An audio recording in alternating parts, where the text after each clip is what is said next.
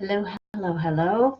I am Shay Rippinger here of Hip the Hoopla, and welcome to the Hoopla of Y'all show. This is episode number 97, which, there we go, give a little actual warm light here. Episode 97, on the Hoopla of Y'all show, I talk about health, humor, and hooping, and I'm doing a six-part series called Love and Loss, and it is from grief to peace. And so I'm going through 6 stages. These aren't necessarily the stages that Elizabeth Kubler-Ross does in her 5 stages of grief. Mine are a little bit different, and it's a moving through process. Just my own variation of things. And it's because it was prompted by losing my cat last week of 19 and a half years, almost half of my life with me, and also a loss this year of both of my grandparents. My grandmother died first, and then my grandfather died about a week after her.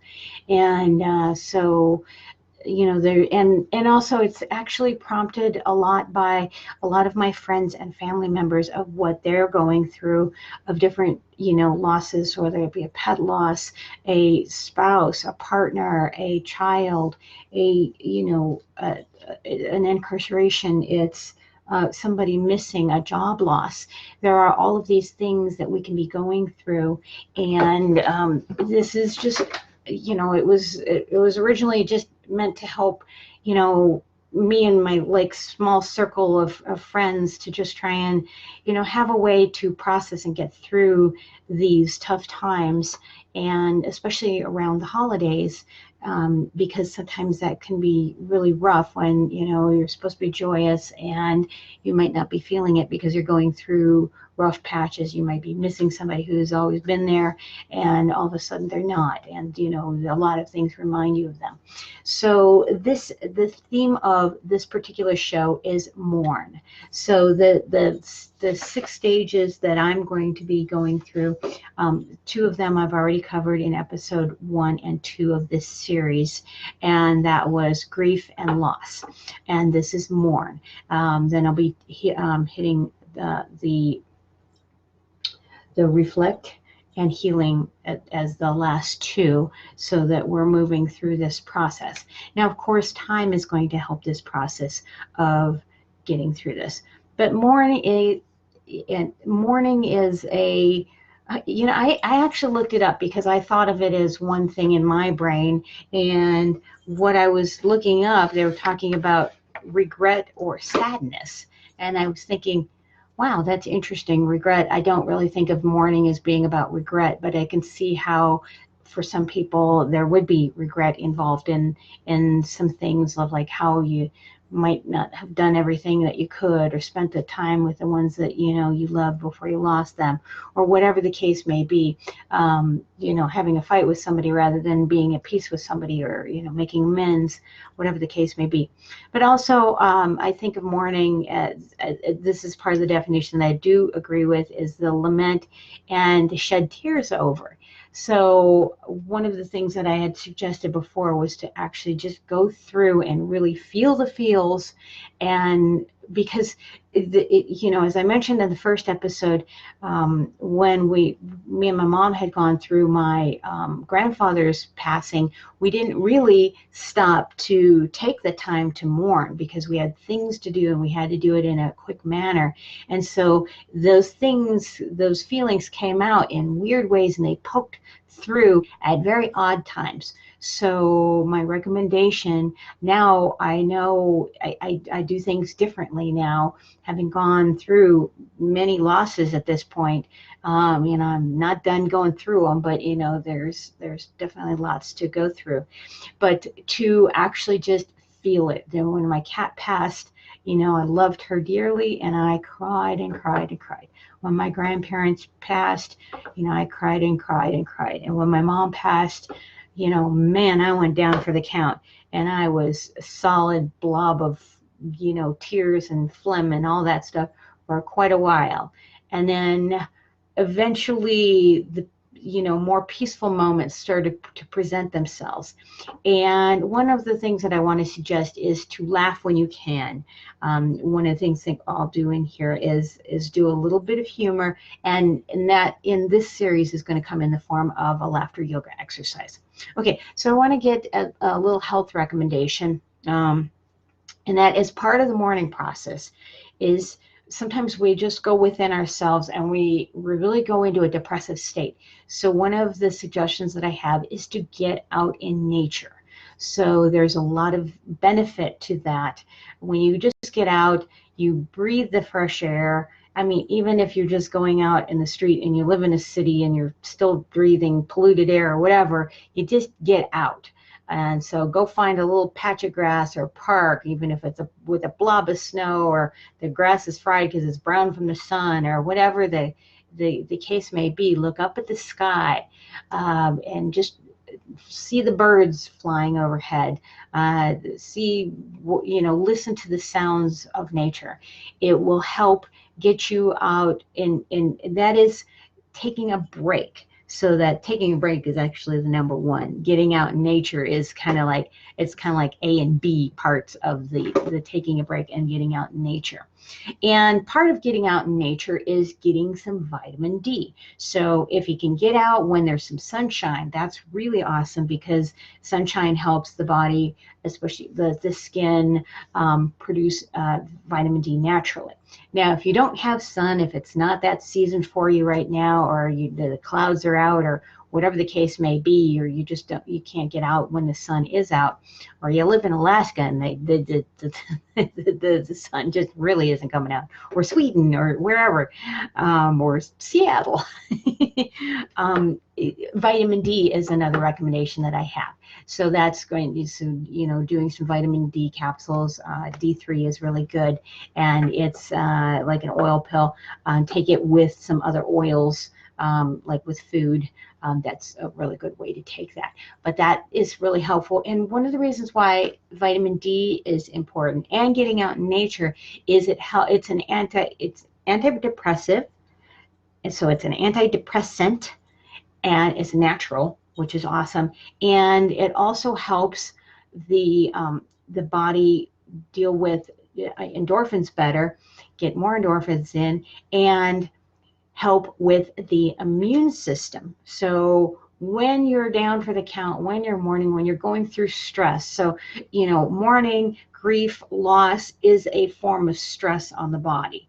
So it's not like job or whatever, the other kinds of everyday stress that come at you, but these are deeper stress, so they produce more of a long-term impact. So anything that you can do to promote that positive, so that's why I said laugh when you can, and take some vitamin D, that will help your immune system, because also when your immune system is suppressed or or compromised, then you can't fight off things as easily. So you can get sick easier, and you can just fall into more of a depression, and things kind of compound themselves. You've heard of that term, perhaps circling the drain, where you go this way. I like to circle the drain going the other direction. So one positive thing, one positive thing, one positive thing, because it's kind of like when when you're circling the drain the other way, you put out your messages to the universe mentally.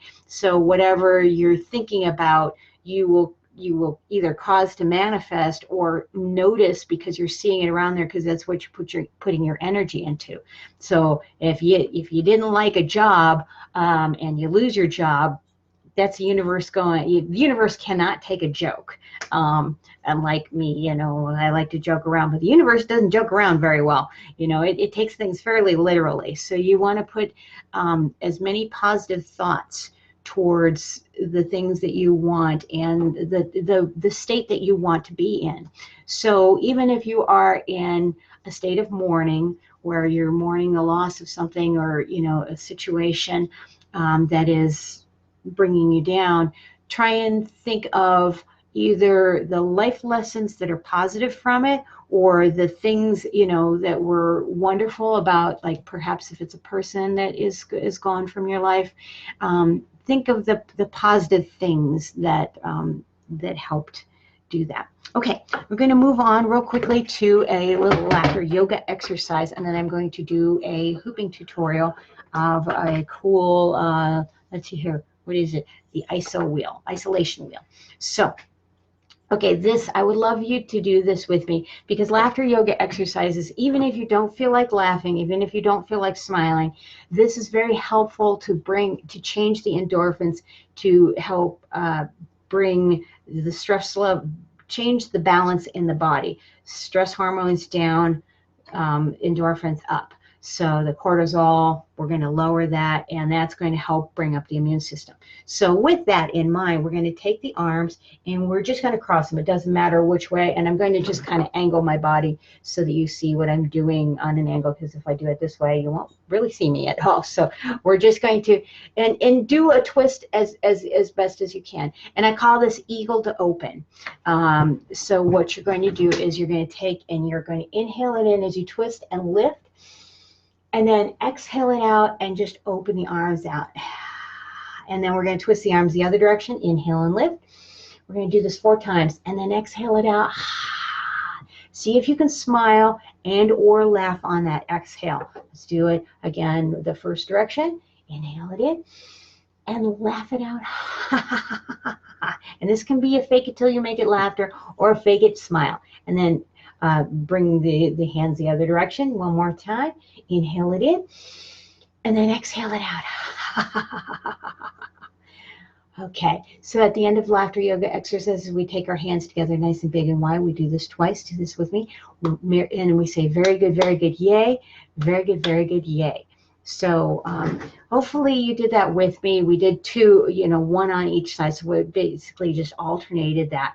It, takes less than a minute to do, to help change your state, get a little bit of oxygenation in your lungs. Every time, when we're depressed, when we're mourning, when we're in grief, when we're in loss, a lot of times we tend to dip down in our body, and it's going to cut off of our oxygen supply. So especially like when you're crying or when you're down, you like literally cave in, your shoulders cave in, your head comes down, your neck is tense, you'll feel this in your back, and you'll have shallow breathing.